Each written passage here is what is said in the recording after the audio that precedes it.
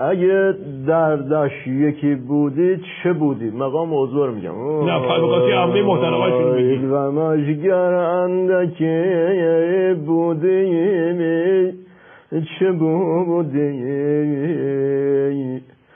آخ به جای 5 مشعل زیر ریشمش اگر یک فندکی بودی چه بودی؟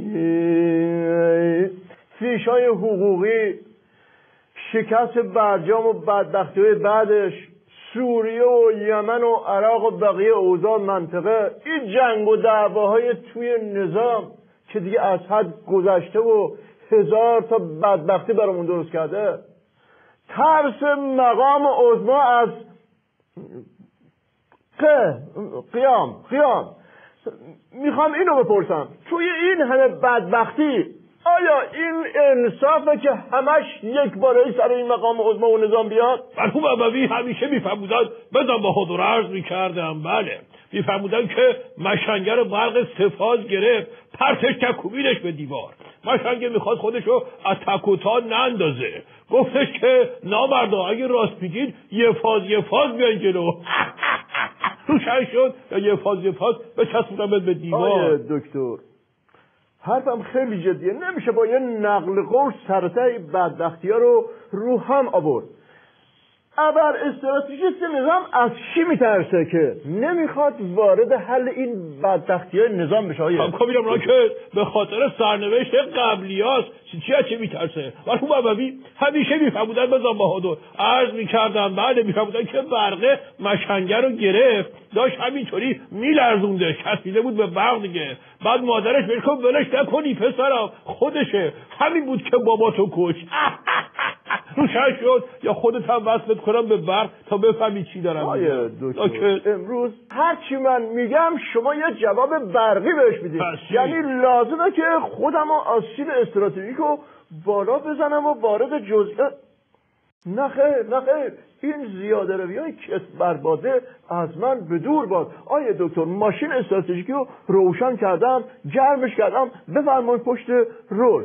یه نامه داریم از سبزوار رضایی ملقب به سبزعلی که به شرط و شروطی براتون میکنم که به خودش کاری نداشته باشین و نامه‌شو جواب بدین. درسته که ایشون یک سردار بریده احمقی بیشتر نیست، درسته که ایشون یک اولاغی هست که یه ریش پروفسوری گذاشته و کسی گول این ریش پروفسوریشو نمیخوره، درسته که خب میدم ناکس تو که این مشنگر رو کشتی این وسط، بدبختش کردی. مثلا میخواستی من چی بگم که تو خودت نگفتی؟ چه شرط و شروط هم میذاره؟ مرحوم اموی همیشه میفرمودن، بزن بهادر عرض میکردم، بله، میفرمودن که یه طرفی با بچه تو بغلش سوار اتوبوس شد، تا سوار شد راننده اتوبوس یه نگاهی کرده بهش گفت این زشت‌ترین بچه‌ایه که من تو عمرم دیدم.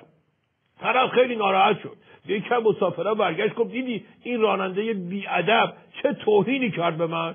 مسافره گفت راست میگی، به نظرم جا داره که بری پیش مدیر اتوبوسرانی از این راننده شکایت بکنی. حالا این میمونه بده من برات نگه دارم، برو دنبال این کار شکایت. روشن شد یه همچی بذارم که بری دنبال شکایت. آی دکتر نذاشتید بگم که این چی گفته.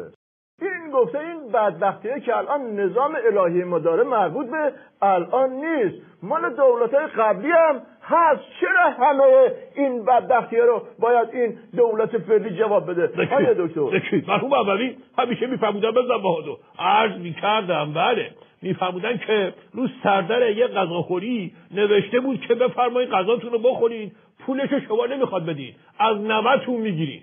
یه مفخوری تا اینو دید همینجوری برق پول تو چشماش زنگ زد، خودش دوید و خودش و خانواده و همه رو آورد اونجا و یک نهار مفصلی سفارش داد. همه چی رو خوردم با سالاد و نوشابه و مخلفات. بعدم سرش انداخت پایین که بره. تا اومد بره دید گارسون اومده با یک صورت حساب بلند بالا وایساده بالا سرش. این شوت مفخور گفته که مگه اینجا ننوشتین که پولشو از نوه ما میگیرید؟ طرف گفت آره نوشتیم، مال شما رو از نوه‌تون میگیریم، ولی این صورت حساب مرحوم پدر بزرگتونه.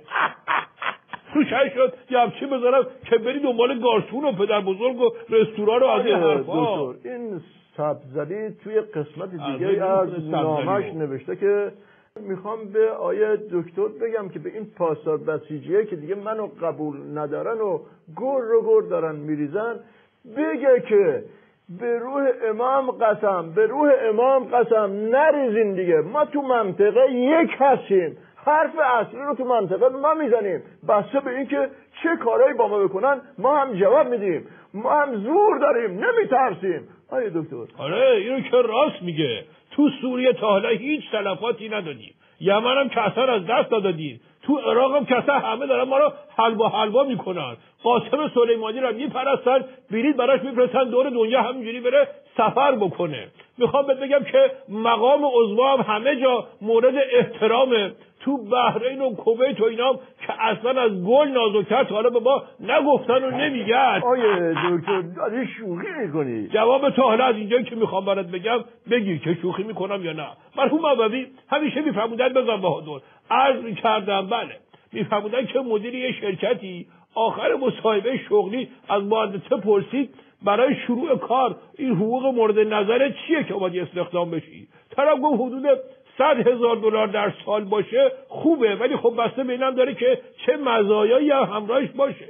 مدیره گفت خب چطوره سالی 6 ماه مرخصی با حقوق داشته باشی، بیمه کامل درمانی هم داشته باشی، حقوق بازنشستگی ویژه و یه ماشین شیک مدل بالا داشته باشی، با یه خونه ویلایی با استخر، با یه مجموعه ورزشی برای خودت، نظر چیه؟ این چیزا چطوره؟ مهندس عجاب پرید و خیلی خوشحال با تعجب گفتش که شوخی میکنی شما؟ مدیره گفت آره، ولی سر شوخی رو خودت باز کردی.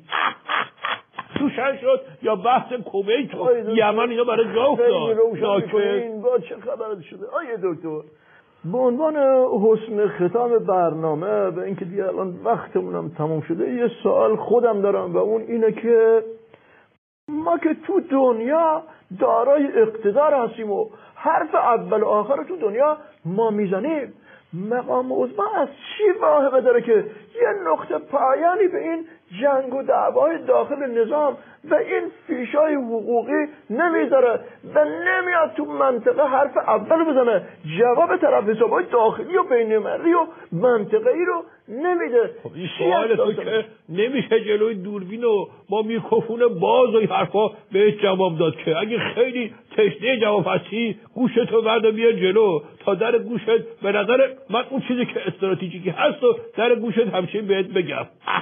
بیا گوشو بیار تا جواب استراتژیکی بگیری. من از شما توقع نداشتم آقای دکتر که این رو بگی. اینقدر باید هر دفعه آخر برنامه یا چیزی بگی که دعوا بشه قربون برم. چیزی نگفتم که من 4 قلم راجع به همون 5 مشعلی که تو خودت اول روش ملودی هم گذاشتی آهنگ خوندی گفتم ناکس. چطور وقتی خودت میخونی خیلی خوبه. من اصلا وارد این بحث سرنگونی و سقوط نظام با تو نمیشم آقای دکتر.